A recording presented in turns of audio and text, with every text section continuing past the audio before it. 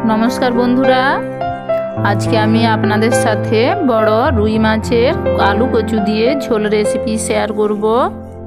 आमी एखाने परिमाण मतो आलू कचु नियेछि, संगे टमेटो कुचि, पेंयाज, आदा, काँचा लंका आमी एकसाथे पेस्ट करे नेब। और परिमाण मतो माछ नियेछि। माछ आमी आगे थेके परिष्कार करे धुए लवण हलुद मेखे रेखेछि। प्रथमे आमी हालका तेले आलू कचु ভালোভাবে নাড়াচাড়া করে ভেজে জল দিয়ে সেদ্ধ করে নেব। সঙ্গে পরিমাণ মতো লবণ নিয়ে নেব।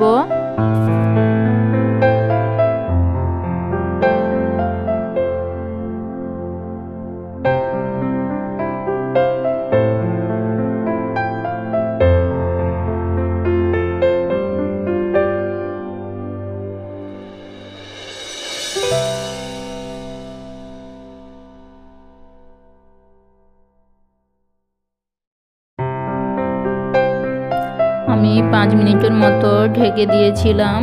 আলু কচু সেদ্ধ হয়ে গিয়েছে। আমি একটা পাত্রে নামিয়ে নেব। এরপর আমি মাছগুলো লাল করে ভেজে নেব।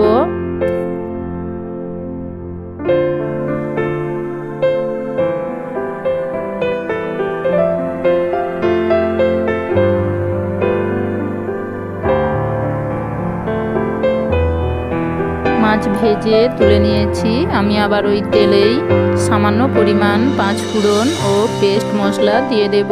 আমি একসাথে পেঁয়াজ, আদা ও কাঁচা লঙ্কা পেস্ট করে নিয়েছিলাম। সঙ্গে টমেটো কুচি অ্যাড করব ও 1 চিমটে হলুদ গুঁড়ো নিয়ে নেব। আমি হালকা নাড়াচাড়া করে মশলাটা ভেজে নেব।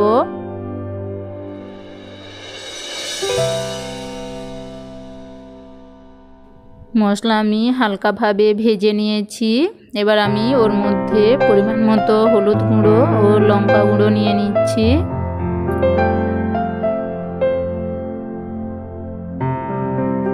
হালকা নাড়াচাড়া করে নিয়েছি।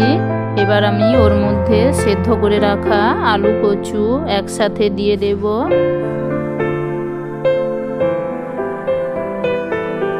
আমি আরো 5 থেকে 7 মিনিটের জন্য ঢেকে দেব।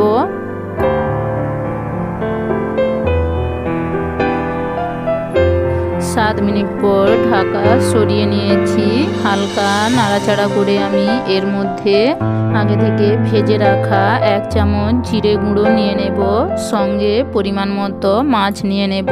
আমি আরো 1 মিনিটের মতো রান্না করে নেব।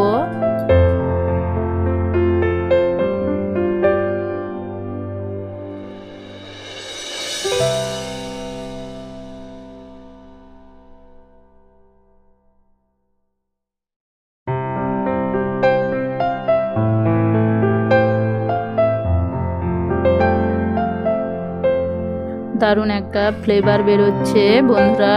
কচু আলু দিয়ে আমার বড় রুই মাছের ঝোল প্রায় রান্না হয়ে গিয়েছে। আমি একটা পাত্রে নিয়ে আপনাদের দেখাচ্ছি। বন্ধুরা রেসিপিটা ভালো লাগলে একটা লাইক ও সাবস্ক্রাইব করে দেবেন। কমেন্ট করতে ভুলবেন না। বেশি বেশি করে শেয়ার করবেন। দেখুন বন্ধুরা আলু কচু দিয়ে বড় রুই মাছের ঝোল দেখতে কত ভালো হয়েছে। আর বন্ধুরা খেতেও খুবই সুন্দর। ভাতের সাথে আর কিছুই লাগবে না। বন্ধুরা আজ তবে এতটাই। আবার দেখা হবে নতুন কোনো রেসিপি নিয়ে।